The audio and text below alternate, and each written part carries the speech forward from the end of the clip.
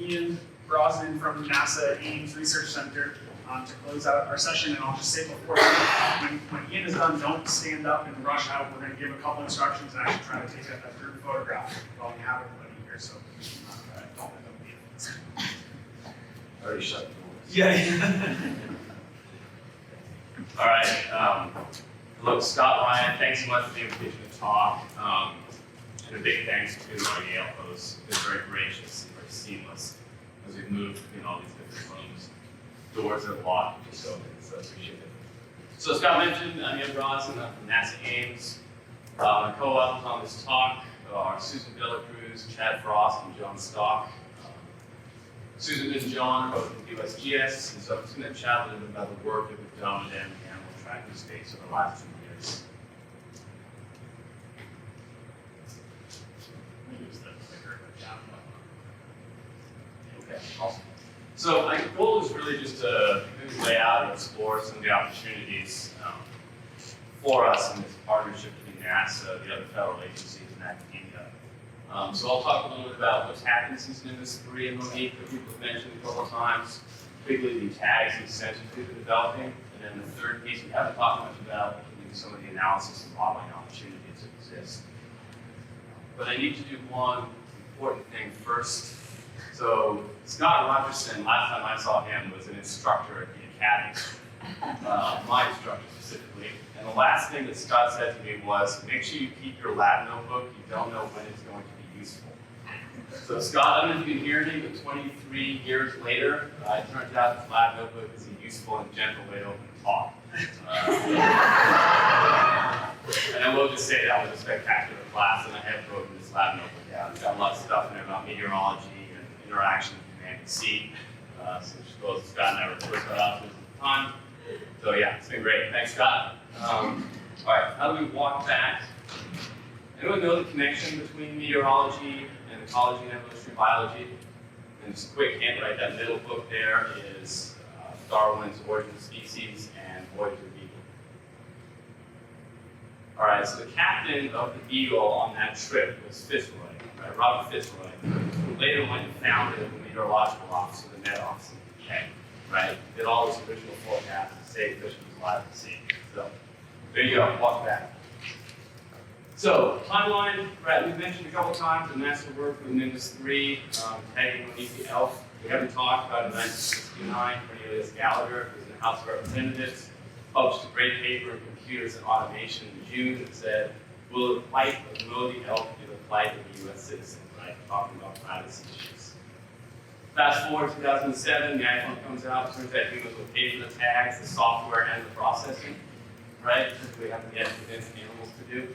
But a lot of that technologies then flowed down and made some of the tags developed machines, right?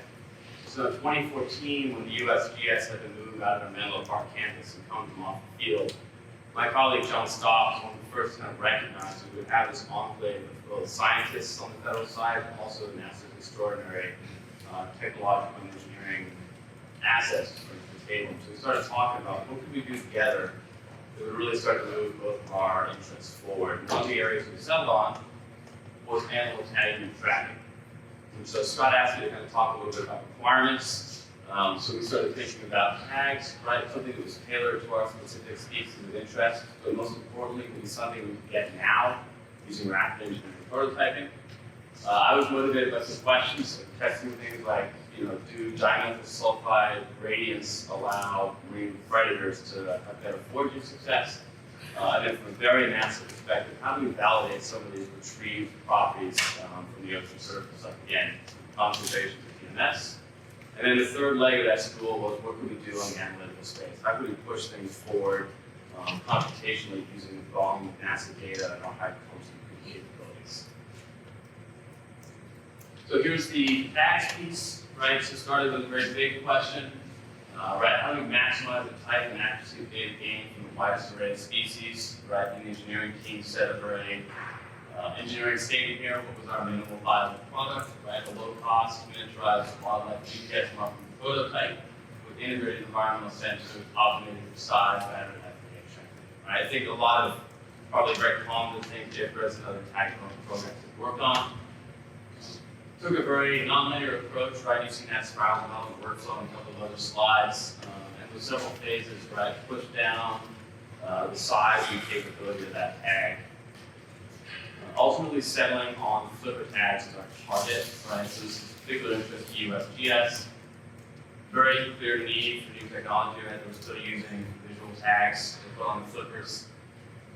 I think it was injectable or insertable tags, right? But that raises a lot of ethical issues, health issues. We still have to follow the animal around the globe.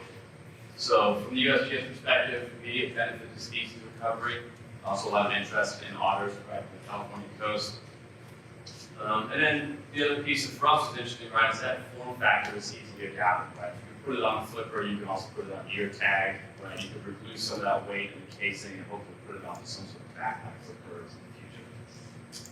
So this figure just kind of shows, right, we went from let's tag and track all the things of all the things, circling down to very refined products. Now we do in fact have a flipper tag for otters.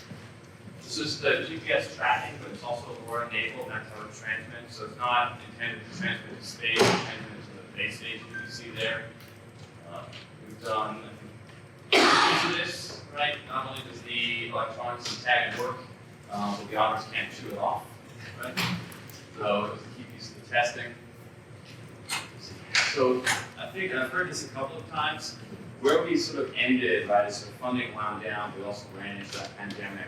There's a lot of the hardware that was on this tag now no longer available, right? So as we kind of look to renew this project at Ames and with USGS, right, a lot of the tag designs are going to have to be not necessarily re-engineered, but let's find different parts. Not quite start over, but find all those components again and find sources, suppliers, and then integrate them onto the tag. Okay, so switching over to the sensors question. These are two papers that I think, again, I mentioned earlier, really highlight the drivers for us on the sensor side. Right, the top one is very logical, right? This is a great paper, right? These guys went out and looked. We've often assumed, I think, that if you see high biomass below the surface, you'll see a DMS signal. And that's been measured, but it's never really been drawn out and close to them, look closely. So these guys went out and looked for prey biomass, measured DMS to the surface, and did demonstrate that if you have this high prey biomass, you will see a DMS signal. You'll see no DMS signal if you have high prey biomass, but you can see a DMS signal without that concentration of prey. Then they did some agent-based modeling to demonstrate that you would see improved foraging success if they were used as variables. But our question, I think, still remains: what sensors can you put on the tags to actually link the modeling with the DMS measurements? And then, as I mentioned, very NASA piece, right? People have been increasingly interested in getting DMS concentration from satellites for its implications as a climate gas. But if you look at how we do DMS measurements at sea, at sort of base and scale, it's very much a kind of longitudinal gradient, right, on those traditional ship tracks. But if you think about an albatross that's ranging latitudinally and longitudinally across the Pacific around the Southern Ocean, that offers you a really nice platform for getting those DMS measurements and validating what you're seeing from the satellite. So the approach that we took was working with a colleague of mine, Jing Li, who was developing carbon nanotube-based sensors, right? And this is a very neat little technology, right? The idea is you put these carbon nanotubes into a circuit and you coat them with a customized absorbent that basically reacts selectively with whatever trace gas you're interested in. So they're originally being built for use on space stations, so a place where low power, reliability, and fast detection were very important. So they can detect if the molecule show off within about a second. The tricky bit is getting that molecule back off so you can continue to detect, right? It will naturally desorbed, but if you can use, let's say, an LED or UV LED light, you can clean the sensor very quickly. This kind of gets into some of the engineering challenges that come with these sensors. So we tested several absorbance materials that allow us to detect sulfur compounds. And this was sort of about the point where we were done with the limited funding that we had, and a colleague from U-Porto showed up and said, hey, we've got a big grant from Schmidt Ocean Institute. We're going to go out and do a robotics cruise. We need all the sensors that you have, right, to explore interactions between robots and, right, doing automated sampling. What do you got? So I was like, well, we got this prototype chip, and they're like, we'll take it. And we're like, well, it's not quite, it doesn't matter. So we handed it to them. So you can see this left picture is the chip, sensing chip, inside the nose cone, the small UAS. And this is the coolest figure I think I've ever produced. If you look, UAS is flying right towards the front, and I'm sorry, the color mapping is off here, but as you go towards the blue and go violet, that's increasing DMS concentration, right? And right as the UAS crosses what they identify as the frontal boundary from independent salinity measurements, is where you see a peak in DMS concentration, right? I mean, I don't think we could have nailed that any better. So we're done, right? If you saw my poster yesterday, there are a lot of caveats on this, right? The first one being, I don't actually know whether those DMS concentration measurements are remotely realistic. I think they're very high. I haven't found someone who's worked on at that frontal boundary and really measure DMS concentrations, so no, but that's my gut feeling, right? We did not have a chance to do all the selectivity tests we would like to do, so I don't know that we're actually measuring DMS there, but we did measure some other property. So nonetheless, right, the pattern is perfect, right? Whatever we were picking up, if we went towards that front, matches an expectation we would see for some sort of sulfide compound emerging out of whatever biological properties are happening in that space. So, very cool. Don't walk out of here thinking we have a DMS sensor that's ready to go, but certainly a promising technology.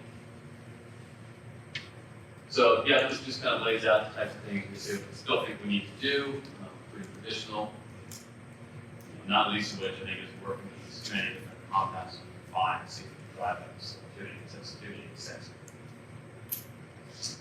Okay, so I'm going to pivot a little bit, right? So we have a lot of these new tags going out. We've got a lot of new satellite products coming online, and there's pretty extraordinary computing capabilities, right, within some in-house high-performance computing systems. Their integration with cloud systems, right, for data storage and processing. So the group that I lead at Ames are kind of forward-facing or community-enabling piece, right? We're not purely focused on our own internal science, but how we can move NASA science community forward. It's really connecting this high-end computing capability with big data and then the skilled people to help move that up and moving. So we do a variety of different things. We've supported more than 40 different NASA research projects over the years, particularly closely plugged in with the National Climate Assessment for climate penalty on products. And we do a bunch of different work on information, on scientific processing pipelines that Brian is familiar with, and some preliminary data sets getting ready for the new atmospheric imaging SDG. So one of the things, and I'm going to show two examples, right? And so you can think about this in two ways. One's an illustration of the capability that we have, but then if you're interested in some of the products themselves, right, where those might be used. So the big one for us has been this daily downscale climate product at global scale, right? NASA has a global reach. So we can do out to 2100, global scale, 25-kilometer resolution, and daily variety of temperature products, surface wind speed, downwelling radiation, humidity. Yep. And so I kind of stuck the wind speed up there. I think it's kind of interesting to think about that from a bioenergetics perspective.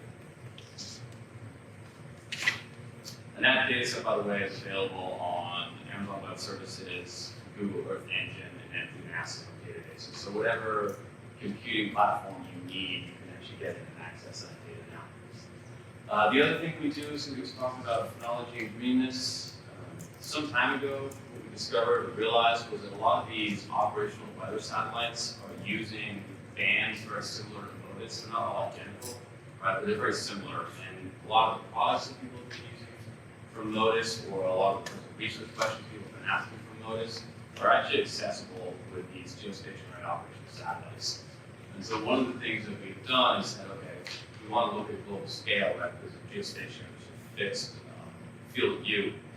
But if you could string together Himawari, Japanese geocomsat from Korea, from the satellite MTGI from Europe, and our own satellites, using machine learning algorithm, we can get a global notice-like image, and we can do that at extraordinarily temporal resolution, right? So anything every 5 or 10 minute imagery.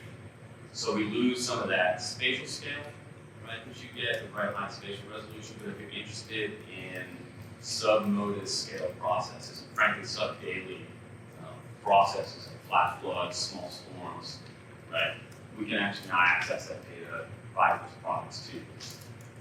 So one of the things, fortunately, one of my team, we've got 3 different conferences spread across this week. My visualization guy, I was asking, maybe we can try and get some of this data we saw off Movebank earlier that Ryan showed, right? That spectacular video, right? And actually put that in time and space with this, and see, you know, just from a very superficial level, right? How are these animals moving through the space? How are these bigger, you know, weather or wind or physical processes? Can we see any interaction?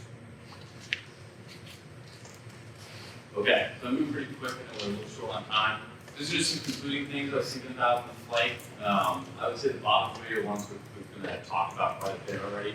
But I think what, from my perspective, is really fascinating or important about this meeting is we've got this opportunity to connect scientists back to the aeronautical engineering. I couldn't think of a smooth way to say that, right? But like, we found that science and applications, traceability, nature, exercise, really intuitive.